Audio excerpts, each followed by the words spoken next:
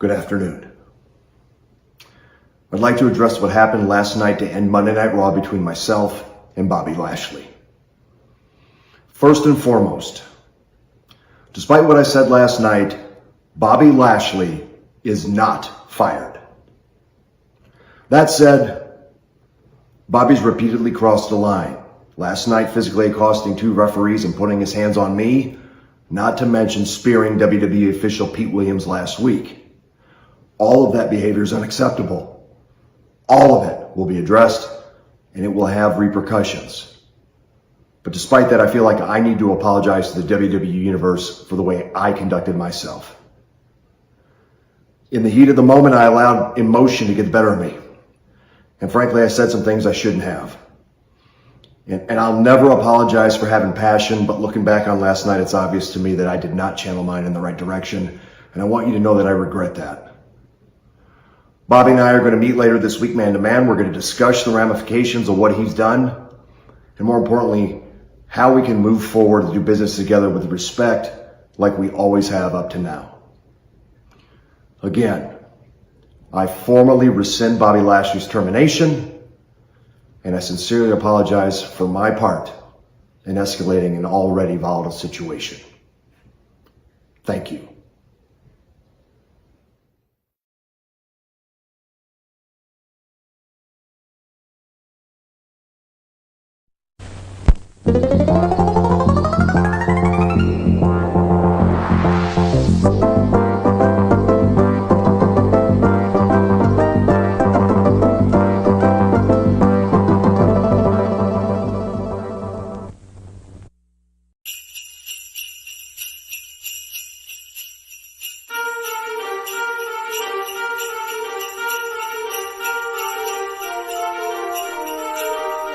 Ho, ho, ho! Merry Christmas!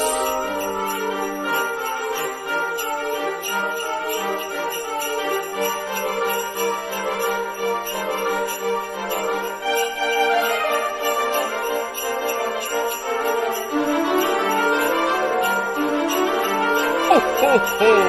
Merry Christmas!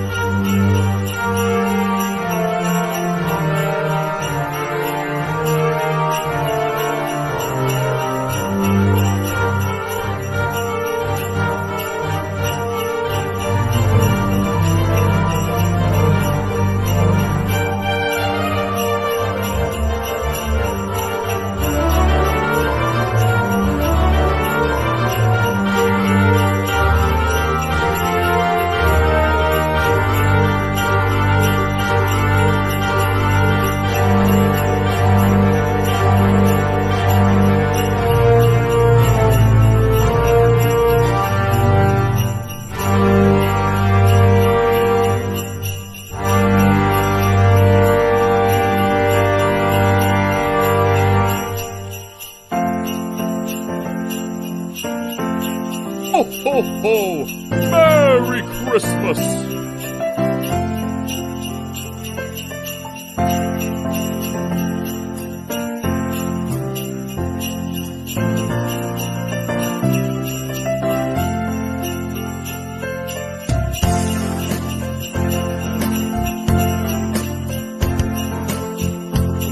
Ho, ho, ho! Merry Christmas!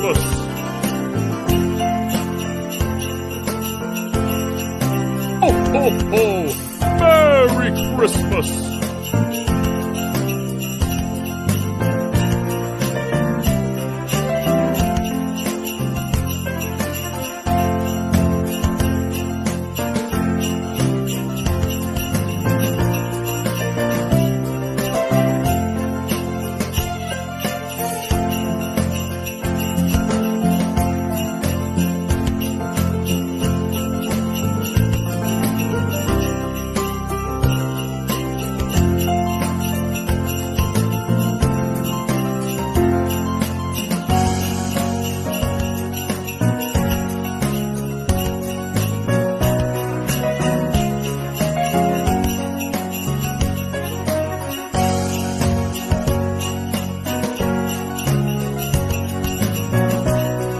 Ho, ho, ho!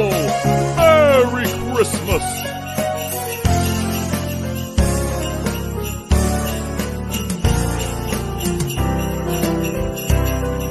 Ho, ho, ho!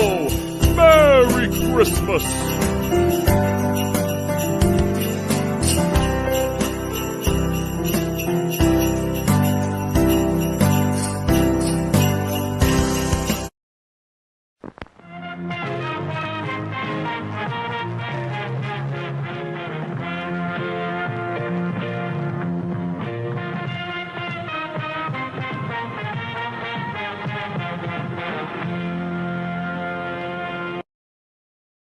The Jeff Meacham Network's multiverse of media. For over 15 years, the recognized symbol of excellence and the standard bearer in coverage of sports and entertainment.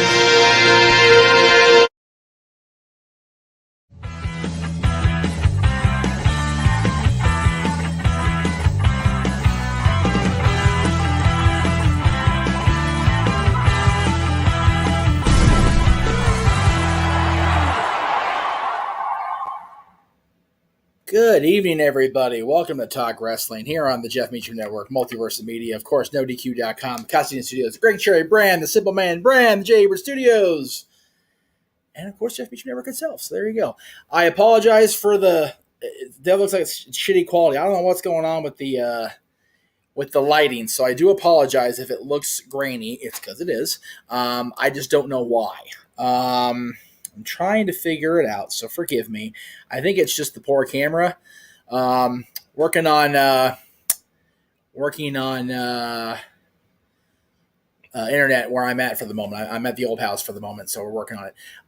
In the future, please do not post NXT spoilers in here to the person that commented them, because I've not seen NXT yet. You guys know by now, I don't watch NXT till 8 o'clock Pacific time. So while I'm happy at the results, can we not spoil things, please? All right. Anyway, on to the matters at hand, if you will. So there's a lot of. Well, first of all, let me put Josh Khan back up from earlier, because he is going between NXT on a non-spoiler basis and the documentary on Vince. So anyway, I'm definitely going to watch both tonight. I'm watching that tonight. I'm watching NXT tonight, and I'm watching the season. Maybe it's a limited series. I don't know if it's a series finale or not. But anyway, the finale of the Santa Clauses is tonight on Disney Plus, drops as well. So Ken's here. Good to see Ken. Thank you, sir. Appreciate you. Doesn't matter how, Daniel. The point is you spoiled the actual result. So I didn't need to know that. So I won't time you out and be a dick. I'm just, please don't do that anymore. Pretty please. Thank you. All right. So I had 3 pretty decent topics, and as you see here at the bottom, anything else you guys want me to address that I don't address, feel free to super chat and I'll throw it into the queue. But then 2 more stories broke today that need to be addressed, and I don't have a graphic for one of them because it literally just dropped on No DQ today, as we were getting ready to go live. And again, people in the chat, don't post NXT spoilers. Don't post anything about NXT or anything that's going on television that's being broadcast as we're going live or just ended or whatever. Anyway, tonight's topics, as you saw in the description, are going to be Matt Riddle's apparent the apparent reason for his being written off television. Mr. Regal's statement that was on Twitter, and as well as the what else did I say in the topic list? I'm trying to think of the graphic that I made.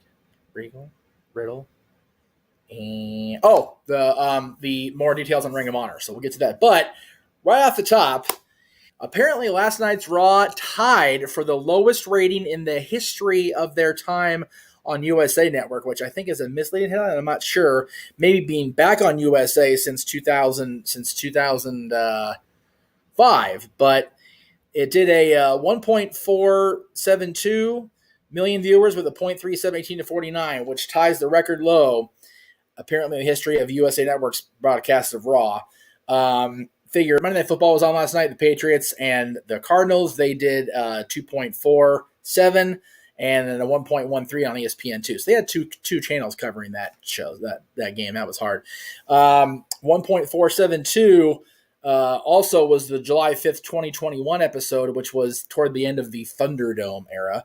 1.387 from February 7th of this year when Raw was on Sci-Fi is the official lowest number in the history of the company, in the history of the show, but that was also on Sci-Fi, not USA. So anyway, that is what I want to lead off of because I didn't have a graphic for us. I wasn't ready for it, right? I also do want to acknowledge the chat and what do you call it? Jamie Noble had his official last match last night, or over the weekend. So congrats to James Gibson, former guest of XMV back in the day. So congrats to Jamie Noble. But anyway, congrats to Jamie. Okay, so like I said, I was ready to go and just talk about some simple stuff today. And as we say, then the bell rang, right? So let me see if I've got the right thing. I do. Okay. So according to the rumor and innuendo going around the internets today, Vince McMahon is apparently intending to return to WWE. And there was a tweet that was put out by a writer for the Wall Street Journal. Let me see if I get the name right. Oh, that's Regal. Hang on. There it is. I'll get there, Mr. Regal. Joe Palazzolo. I apologize, Joe. Ex-CEO Vince McMahon has been told people he intends to make a comeback, that he received bad advice from people close to him to step down amid the sexual misconduct investigation that the allegations would have blown over had he stayed. It was further elaborated in different quotes on NoDQ.com. Let me get those ready here. There we go. So Louis Dangor, who is a friend of the Jeff Meacham Network, wrote the following regarding the story. So Vince McMahon may want to return to WWE, but it's not as simple as that.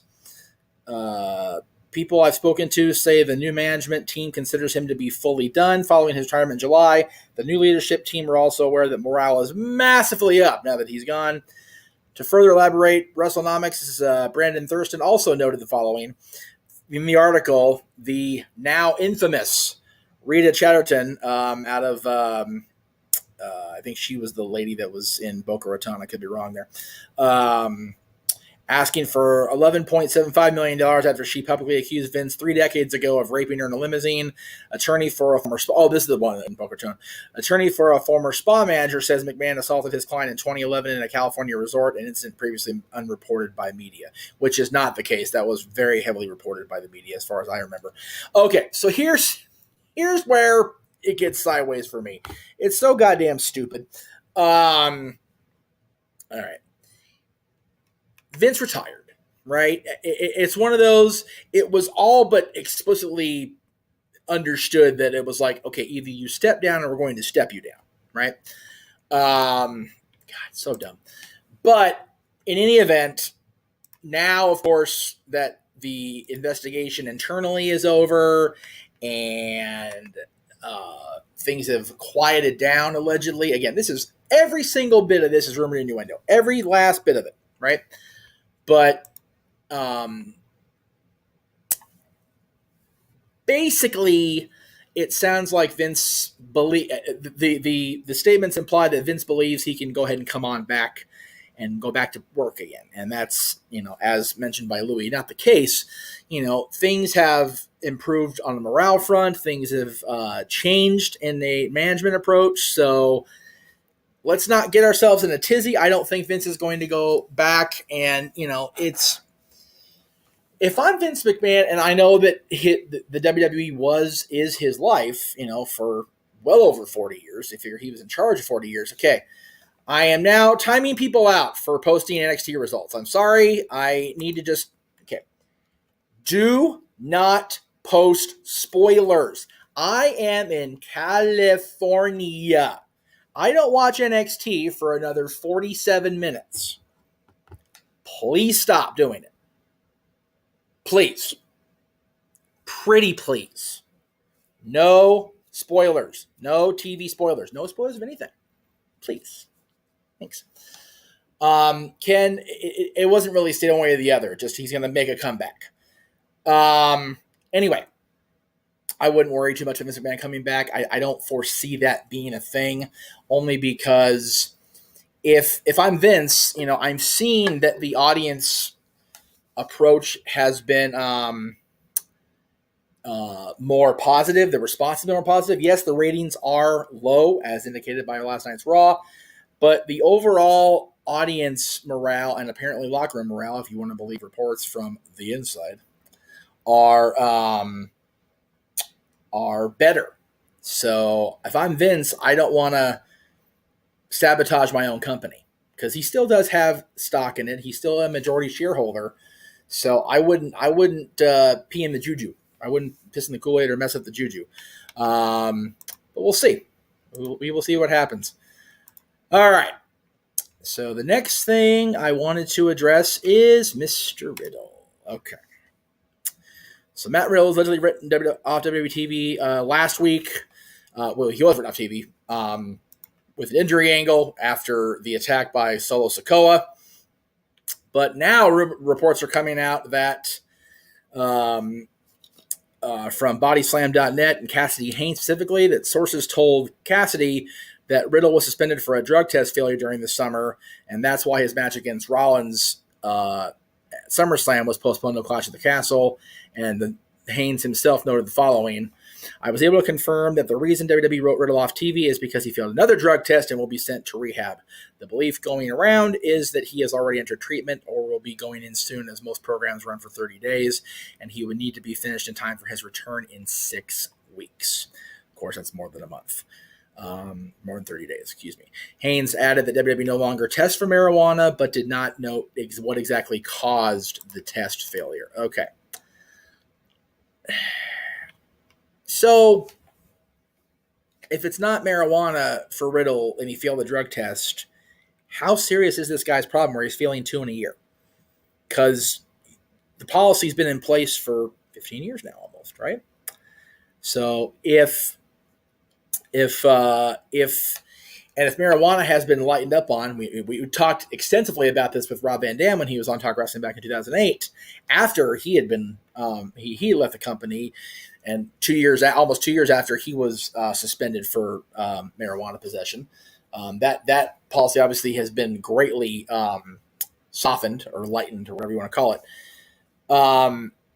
Actually, since the Benoit thing is when it really got hammered into place, if I remember right, Ken. But Eddie's passing definitely started that ball down that particular mountain, or the snowball down that mountain. But Benoit's passing definitely hastened it. Anyway, if it wasn't weed, what exactly is Matt Riddle struggling with that he failed 2 tests in a calendar year? That's a little suspicious. Sounds more malicious than I'm trying to sound with Matt, because everybody knows I'm not been the character Riddle's biggest fan because of the way they have presented him as kind of an RVD light, right? But I mean, I don't know. I think that if it's serious enough to get into rehab, then maybe they need it could be painkillers. Everything is speculation, and again, this is one report from one source, so take it for what it exactly is, which is a huge rumor innuendo thing, grain of salt deal. But hopefully, whatever it is, 30 days is enough to kick it out of his head and out of his system, and he can come back and hopefully do that program. If Randy Orton has to retire, which has been indicated a lot in the last few weeks, maybe we can get Riddle something, because the program with Randy was right there for him, and now it's just not there because of what's apparently going on with Randy's body. So hopefully, again, it could be any number of things. So hopefully, Riddle can return better than ever. So. Because I've not been quiet about my dislike of the character presentation, but it's still a human being with a job at the end of the day, right? All right.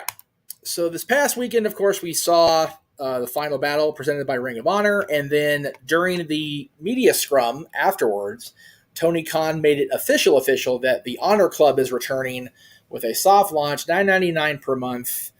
Much like the WWE Network platform was. Not every bit of Ring of Honor content's on there. There's a good chunk of it on there. I did subscribe, for the record, and it's got a lot of cool stuff on there. I'm looking forward to them adding the television shows, the weekly TV shows to that once they get their whatever they got to sell with Sinclair on getting the rights to those. But these are your faces of Ring of Honor as we enter this new phase of the company's relaunch. Claudio Castagnoli became world champion again with a victory over Chris Jericho. Wheeler Yuta regained the Pure title, defeating Daniel Garcia. Samoa Joe retained the World Television title. I forget who Joe. Oh, Juice Robinson. Thank you, Kyle. I would have sucked. Anyway, the Briscoes are once again the World Tag Team Champions. They defeated FTR in a brutal double dog collar match.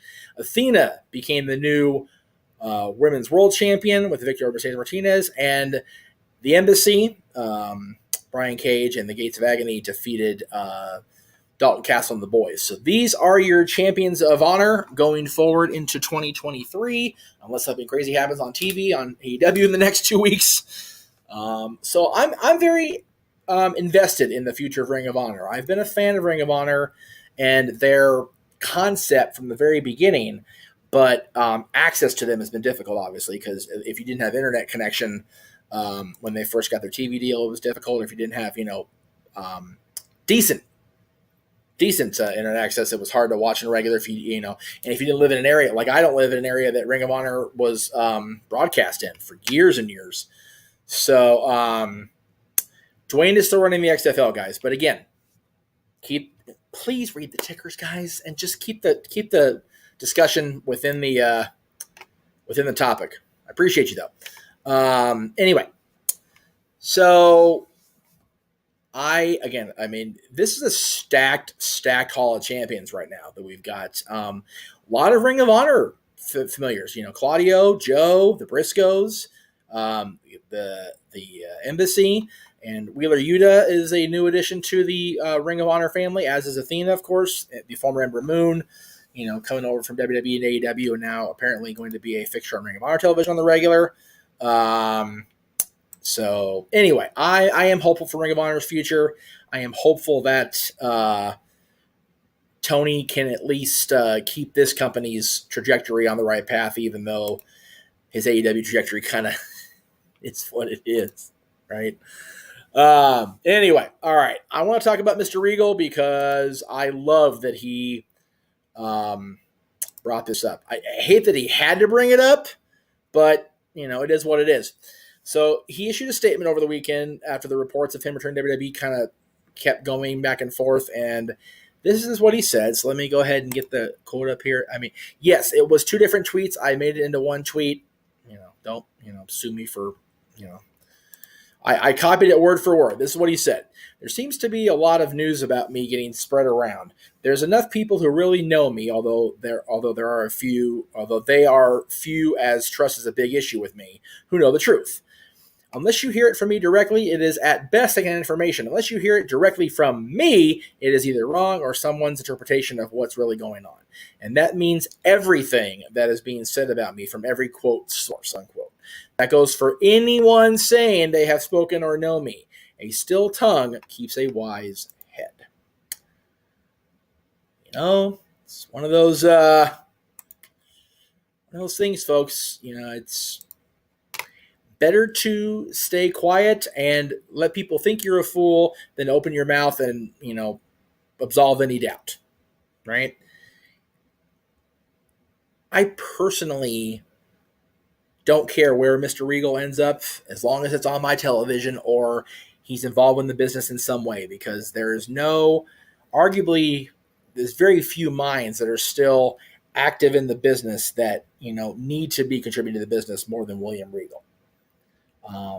He is one of the most well-respected, most honored, most underutilized on camera talents in the last 40 years of televised professional wrestling / sports entertainment. That would be a shame if, even if he can't be on TV for this year, according to, Tony's, statements or whatever, if he can't be on TV for a year, then at least he'll be contributing to the NXT product, which Lord knows him and Hunter and Sean and everybody else involved in NXT, I'm here for it. I really am. That would be wonderful. But I do like that he flat out said, unless you hear it from me, it's bullshit. I wish more people would have the respect to not make statements on behalf of other people without having that person at their side. And this is where Tony falters. He did a great thing with Ring of Honor, did a great, announcement at the Scrum about Honor Club and about the soft launch. And I get people to understand why it just put on HBO Max. HBO Max is going to be a, what do you call it? It's going to be a dead brand by the summer, if not sooner, because they're going to do away with it and launch a joint Warner Brothers Discovery Plus joint streaming platform. I said this on Saturday Open Mic Night, which you can check out in the archives over on the Casa and the Jeff Meacham Network. Actually, everything you see here except No DQ and Great Cherry Brand, you can catch Open Mic Night. Every Saturday night, by the way, 11 Eastern. Please check it out. It'd show us a little love. We went 12 hours last Saturday between Ring of Honor, NXT, and Open Mic Night. We had a great time. Had a blast. Had a blast all year. We'll talk more about that New Year's Eve. My guess is that they didn't put that on HBO Max. And I said this on Saturday. I really think that Tony is he's still at his core a fan of wrestling, and Honor Club being its own entity, Ring of Honor being its own entity, apart from All Elite Wrestling, is the way to go. There's already such buzz on AEW, both good and bad, if we're being 100% honest with ourselves. And I think that the best thing Tony can do for Ring of Honor, for its champions, for its stars, for the brand itself, is to not put his imprint completely all over the Ring of Honor brand, and let it do its own thing. And I think that one of the best ways to do that would be to expose a new audience to the Ring of Honor content, hence the Honor Club being relaunched, being a sound idea, because a lot of people don't have access to Ring of Honor. And so there you go. I'm all for it. As far as Regal, again, I would love to have William Regal as an on-air GM, an on-air authority figure. He's one of the few in the last, we'll say since 96, when Bischoff became, a heel authority figure. In the last 27 years almost, that has really done it right. He can play the heel if necessary, but he also is pretty much the straight man. I think Adam's trying that now. Last night was what it was. You saw the video from him, and I thank Adam for not getting on my case for showing that twice today. I just found it funny that he did that. I know it wasn't usually the ha-ha from him, but anyway.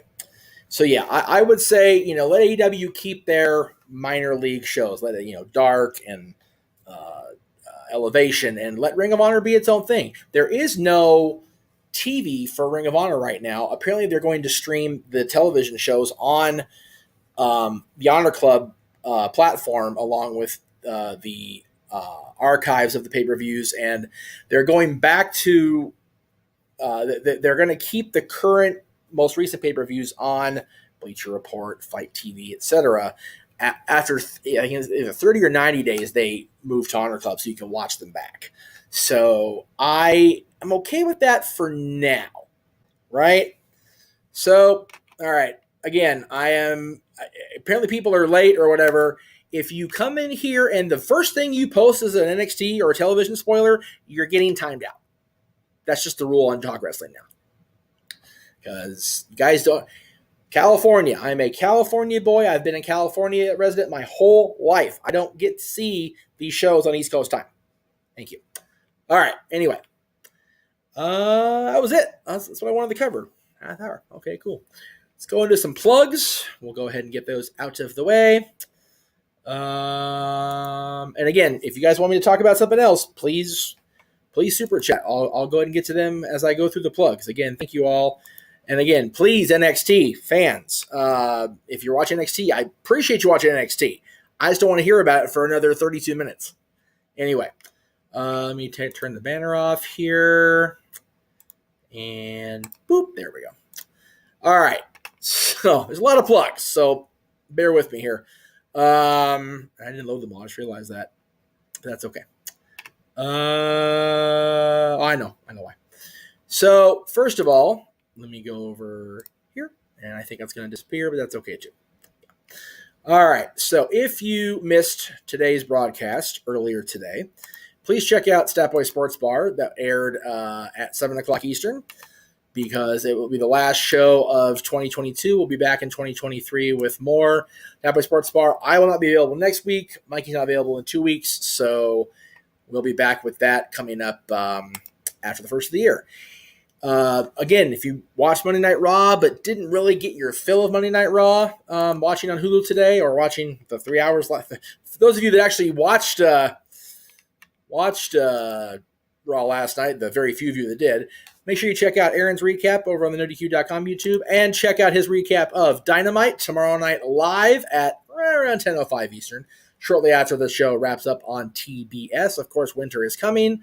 You've got MJF versus Ricky Starks. Winner takes all for the ring and the championship. Ruby Soho's back against Ty Mello. You Death Triangle versus the Elite, match number 4. in the Best of 7 series. The House of Black is back, and they are in action tomorrow. Whole lot of stuff going on in AEW Dynamite tomorrow, so please check out Aaron's coverage of that. And you can also check out our buddy James Hebert over on the J. Hebert Studios, which is one of the shows we're broadcasting on right now. You can check out his watch-along of tomorrow's Dynamite during the show. He won't be covering the Elite match because that's the decision he's made, so good on him. I don't want to do Super Chat Champion. I don't need. I found that really ridiculous. I don't want to do Super Chat Champion. Anyway, tomorrow also on the Greg Cherry brand, Greg is back live with special guest Maddie Laws from Wrestle Buddies, I believe is the name of the thing. Forgive me, Maddie. I apologize. I may be on with him tomorrow. I don't know my schedule 100%. I'm hoping to be back at 7 o'clock Eastern, so I will do my best to be on with Greg tomorrow. And as I mentioned, this is the last Talk Wrestling of 2022. I'll be back after the first of the year, pending schedule with the mouse. So we'll see how that goes. All right. Now, JJ, we are on the Cutscene Studios channel, so let me go ahead and get his plugs going. So far in December on the Renegades Reviews, JJ has covered the Rankin Bass Classics, Rudolph the Red-Nosed Reindeer, Santa Claus is Coming to Town, 'Twas the Night Before Christmas, Frosty the Snowman, Frosty Winter Wonderland, and Frosty Returns, as well as a plethora of Christmas movies featuring or starring wrestlers. Those are all on demand right now, as well as his first new release Saturday, which is on Netflix, Lindsay Lohan's Falling for Christmas, and his reviews of How the Grinch Stole Christmas from 1970s and 2018's The Grinch from Illumination Studios. Those are all on demand over at the Casa de Teen Studios, which if you're watching on that channel, I appreciate that. You guys are watching on there, so we appreciate you doing that. This week is his Salute to Scrooge. So far, he covered the main event of Christmas, which is the story behind the story of how Charles Dickens came to create the story of Ebenezer Scrooge and A Christmas Carol. Yesterday, he covered the version with Seymour Hicks as Scrooge. Today was Reginald Owen. Tomorrow, Alistair Sim. And throughout the rest of this week, he'll be covering different versions of that classic Dickens tale in cinematic form. Next week, it will be those time-honored Christmas chestnuts, if you will, of movies. The Christmas Gift starring John Denver, the Santa Claus series, 1, 2, and 3 movies, as well as his continued reviews of the series on Disney+, Home Alone, Home Alone 2 Lost in New York, It's a Wonderful Life on Christmas Eve, and on Christmas Day, the all-time classic, my personal favorite, Miracle on 34th Street. And then the following week, to wrap up the year, he will have Mickey Rooney, and It Came on a Midnight Clear, a week of Muppets, Mickey Rooney, and Millennials to close out 2023. That's all coming up on the Casa, as well as new release Saturdays this weekend is Spirited, another take on the Scrooge tale from Apple Plus featuring Will Ferrell and Ryan Reynolds. Next week is Violent Night, which is out in theaters right now. Can't recommend that enough. And the following Saturday, New Year's Eve, prior to open mic night and our night-long celebration, the Guardians of the Galaxy Holiday Special, courtesy of my parent company. If you've missed Dad so far this month, on the 5th, we talked about our top 10 portrayals of Santa Claus in movies and TV. Just yesterday, we premiered part 1 of our Disney's Greatest Soundtrack Songs series, which covered 1928, 1970. This coming Monday, the 19th, we'll have part 2 covering through the year 2000. And the end of the series will be on the 26th, 2001 to now. That's all coming up this month on the Dads. Always on wrestling, so we thank you again. Also coming up on the Casa and the Jeff Meacham Multiverse of Media this Saturday is open mic night, just your average, if you will, open mic night on the 17th. Next Friday, the 23rd, the eve of Christmas Eve special open mic night, in which you can pop on and for a super chat, spin the wheel of carols, and everybody, including our simple man, commentator with spectacular voice Noah Foster, singing a cappella Christmas carols. 31st, New Year's Eve, we'll be wrapping up the year with a coast-to-coast New Year's countdown. Beginning at 11 o'clock Eastern, we will count down to midnight on the East Coast, in the Central Time Zone, Mountain Time Zone, and wrap up here on the West Coast. That's all coming up throughout the rest of this year, so thank you all for tuning into that. Again, Talk Wrestling will return in 2023. This is tonight's last episode. Also, don't forget to check out Aaron's recap of SmackDown this Friday. That'll be coming up again at 10:05 Eastern right after SmackDown, so be looking out for Aaron's coverage of the Blue Brand coming up Friday night. Looks like that's it. So thank you all very much. We appreciate everybody that came in tonight. And that's it. So again, guys, the shows don't keep going without your support. So we appreciate everybody that does super chat on the regular. You super chat with Aaron just fine. So you guys can super chat with me too. I'm on NoDQ, which takes super chats, and my channel which takes super chats. And Greg's, I believe, no, he doesn't anymore. Working on getting JJ monetized for 2023. So again, that's going to be the policy going forward. So please super chat. I can't stress enough how important that is to keep the channels running and active. So again, thank you very, very much, everybody that has participated tonight. I am the West Coast Wrestler, Jeff Meacham. Thank you all for a wonderful 2023.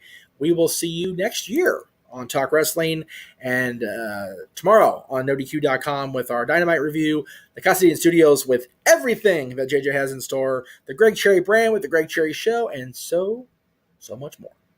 Good night.